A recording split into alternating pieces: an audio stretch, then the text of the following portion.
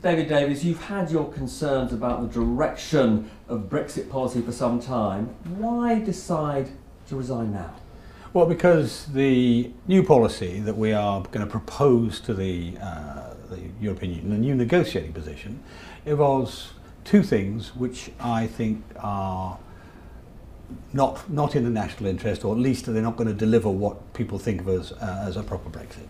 Number one is the issue of using a common rule book. That means a common legal rule book, the statute book. We'll be having identical laws to the European Union set by them, and although Parliament will nominally have the right to change them, in practice if they do, they suddenly put a problem on the frictionless border, so-called, because you have inspections. But even more seriously, they might actually trigger the fallback option in Northern Ireland, and so no British Parliament will actually do that voluntarily. So that's problem number one. Problem number two is the issue of the customs arrangement, the new future customs arrangement. It actually involves collecting taxes effectively for the European Union. Now we know what they're like about this, because they're already taking us to court over the tariffs being paid on the Chinese textiles. An organisation called OLAF enforces it, and they will almost certainly insist on that for this new arrangement. So the European Court will have a say over our borders. So those two things seem to me fundamental issues. Now, you could argue that if you want a very, very soft Brexit, you should maybe want to be willing to give that. I don't want to do that. I don't think that's a step too far for me. And the final issue is the negotiating strategy. That if we make volunteer yet another offer, that the Union on past practice is quite like to sit back and say, well, that's very interesting, what else have you got?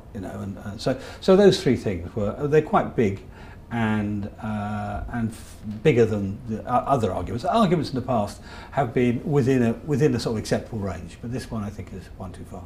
Some have said that what you're doing here is putting the national interest ahead of the Tory party's interest. Is that how you see it? Well, I don't think of it in those terms, but I wouldn't argue the case that I'm worrying about the national interest.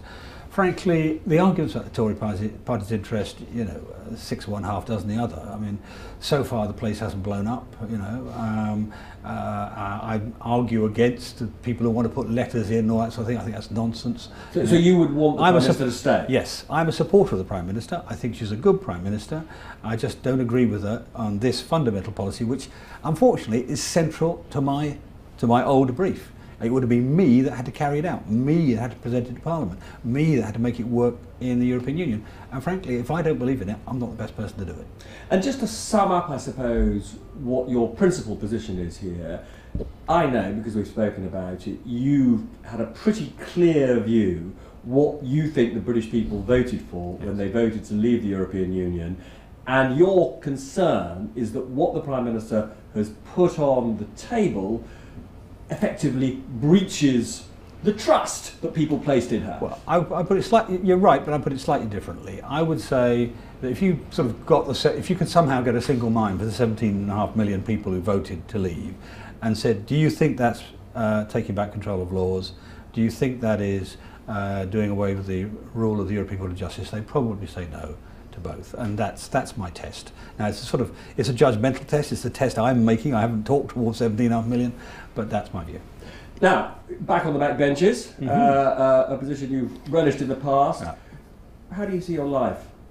Well, I've barely had time to think about that, frankly, in the last 24 hours. But I view being a backbench member of Parliament as an incredibly privileged and incredibly powerful role. I've fought campaigns in the past on torture, on civil liberties, on surveillance, on all of those things, and hopefully with a little effect.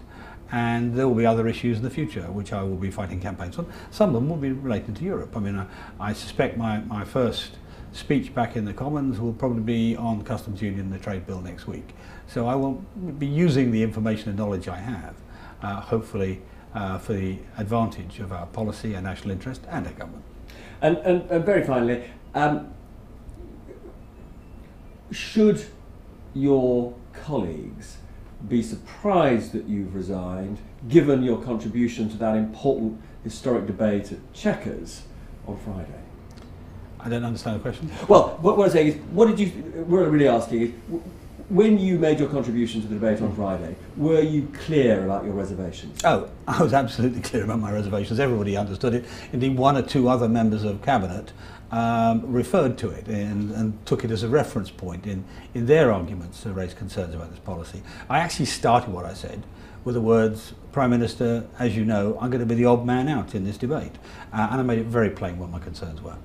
And sorry, finally, would you expect other colleagues to resign? Would you like them to resign? No, that's not. Look, that's not my judgment. That's not for me to judge. I wouldn't take any notice of anybody else saying you should resign, Davis, at all. In fact, I'd probably make me go in the other direction, and I would not extend that discourtesy to anybody else.